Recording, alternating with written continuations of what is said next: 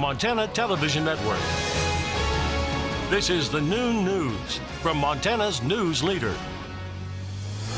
Good afternoon, and thanks so much for joining us this Monday. I'm Aja Goare.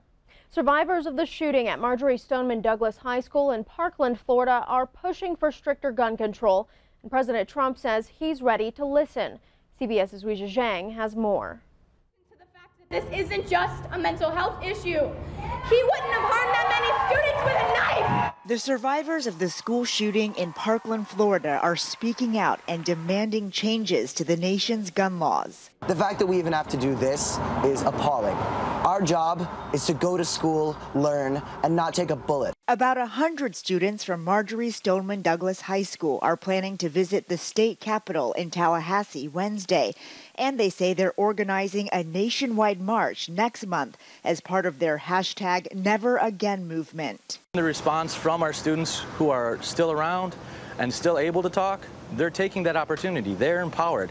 And they're angry. The student-led movement is spreading. A group calling itself Teens for Gun Reform is planning a protest outside the White House today.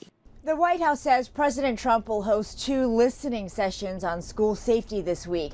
And they say the president supports legislation to improve the federal background check system. President Trump called Texas Senator John Cornyn on Friday to discuss Cornyn's bill, which aims to ensure federal and state authorities accurately report relevant criminal history records to the National Instant Criminal Background Check System.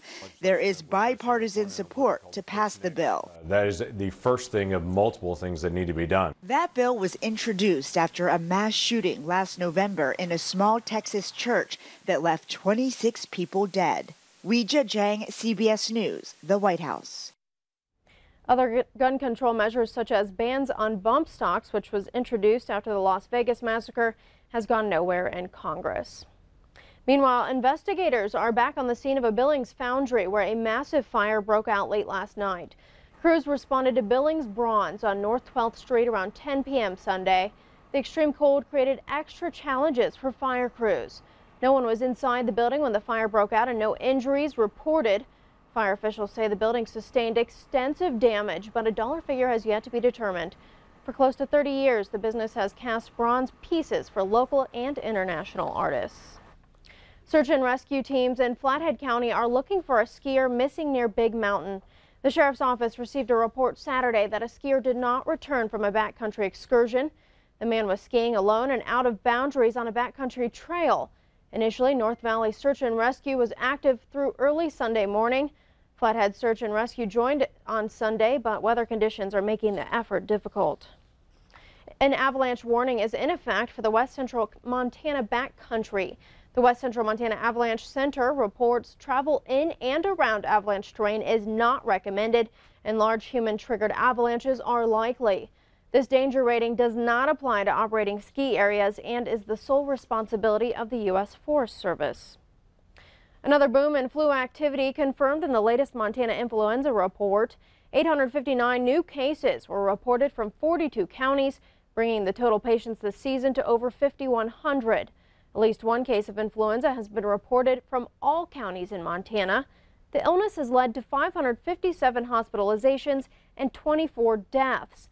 Flathead County has seen the most cases this season with nearly 700. Lewis and Clark and Yellowstone counties both reported over 400 confirmed flu cases. The flu has killed more than 80 children nationwide this season. Students in Charlotte told to stay home today due to a lack of heat in the elementary and high school buildings.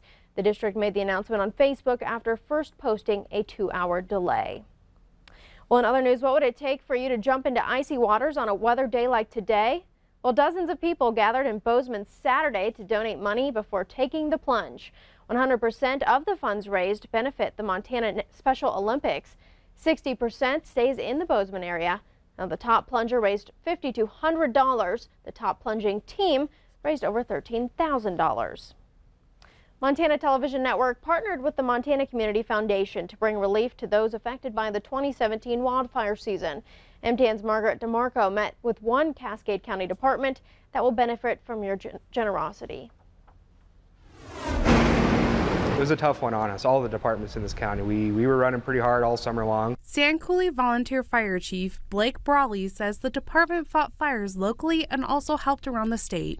Commissioners put it to us in one of our chiefs meetings. They said, there's no more paid departments. The state doesn't have any more. You guys are it. Brawley says Montana firefighters are always willing to help each other out. We put a lot of miles on trucks, wore out tires, wore out pumps, hoses. So Brawley decided to put in for a grant from MTN's Montana Wildfire Relief Fund. Oh, it was pretty amazing. A lot of people went out of their way to help us this year. It does mean a lot. My wife, her class actually did a fundraiser and donated to it. So Montanans helped raise over $600,000 to be distributed to fire departments and others impacted by last year's historic fire season. Brawley's wish list was mainly made up of firefighting essentials like new hoses and wildland gear. I was hoping to get 4 or 5 guys in some new gear this year and a couple trucks with some new hose on it. I mean, when I'm be able to do all 5 of our grass trucks and 25 of our members in new gear, I mean, that's 2 or 3 years worth of what I was hoping to get done in 1 year. Brawley says the new gear will help them prep for the upcoming fire season. Margaret DeMarco, MTN News, Great Falls. Thank you, Margaret. And that historic wildfire season burned over 1 million acres in our state. Still ahead on the noon news, trouble in paradise. A Carnival cruise screeches to a halt after violent brawls on board. Details next. But first, Ed has our weather forecast. Stay with us.